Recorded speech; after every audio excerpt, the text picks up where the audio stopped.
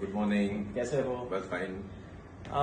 सबका क्वेश्चन है कि निफ्टी 800 पॉइंट बढ़ गया है और दैट टू इन 1 वीक, तो प्रॉफिट बुक कर लेना चाहिए कि this is a start of a bull run?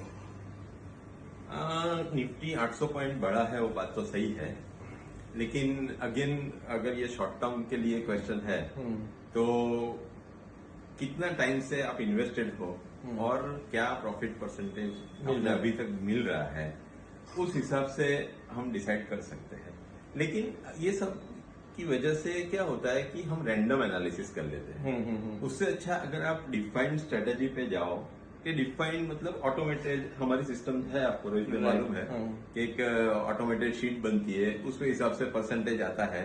ये प्योरली मैं शॉर्ट टर्म की बात रिस्पेक्ट से बात कर रहा हूँ कि सडनली आज सुबह में उठा और निफ्टी बोला 800 पॉइंट बढ़ गया है, तो जो प्रॉफिट वाले शेयर है वो देख के मैं बेचना शुरू कर दूंगा, तो ये स्ट्रेटेजी नहीं है।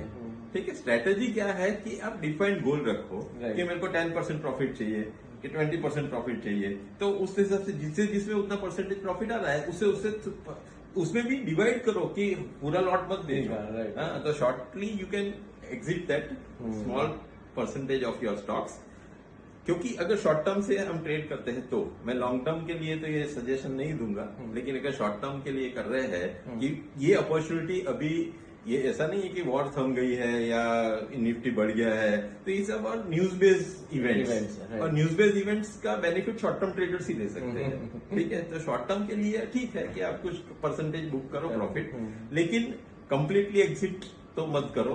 Partially you can exit book profit, ऐसा कलेक्ट करो, फिर वो दूसरे में इन्वेस्ट करो। लेकिन जैसा 800 पॉइंट से लोग क्या करते हैं, निकल गए फिर दूसरा ढूंढना शुरू कर देते हैं। नहीं, वो कैपिटल को आप एफडी में रखो या फिक्स लिक्विड बीज में रखो। राइट। ठीक है, और अपॉर्चुनिटी देखो कि कब आपको चांस मिलता है और तब उसमें फिर से एंटर करो, तो ये ऐसा जल्दी बनेगा। क्योंकि मैंने बहुत लोगों को सुना है कि फॉर एग्जाम्पल कि रिलायंस तो बोले मैंने 1100 में खरीदा था और मैं 1300 में निकल गया, अब कितना है तो बोले 2700 हो गया। तो बोले रिलायंस है, तो बोले नहीं रिलायंस नहीं है, दूसरे शेयर है मगर वो नहीं बढ़ रहे हैं। नहीं हो, ये सही। मैं लॉन्ग टर्म की बात कर रहा हूँ, ये बता दो आपको कि मेरे फादर ने रिलायंस 52 में लिए थे। लेकिन 91 के 89 की बात है, लेकिन हमने अभी तक रखे हैं, तो वेल्थ बनती है। राइट। ठीक है, अगर आप एग्जिट करते जाओगे और बीच में फिर छूटी जाएगा, फिर दूसरी कंपनी में एंट्री हो जाएगी। हाँ, और फिर पैसा नहीं होता तो फिर हम राह देखते हैं, फिर लॉस के लिए तो बैठे रहते हैं लोग।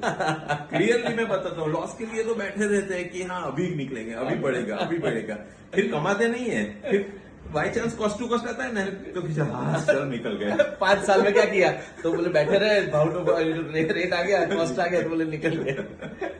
थैंक यू मनीष भाई। आपको हमारी रील्स अच्छी लगती है, देन डू सब्सक्राइब अस। आपको लगता है कि हमारी रील किसी और को काम आ सकती है, तो उसको आप फॉरवर्ड कीजिए, शेयर कीजिए, उसको बोलो सब्सक्राइब कीजिए।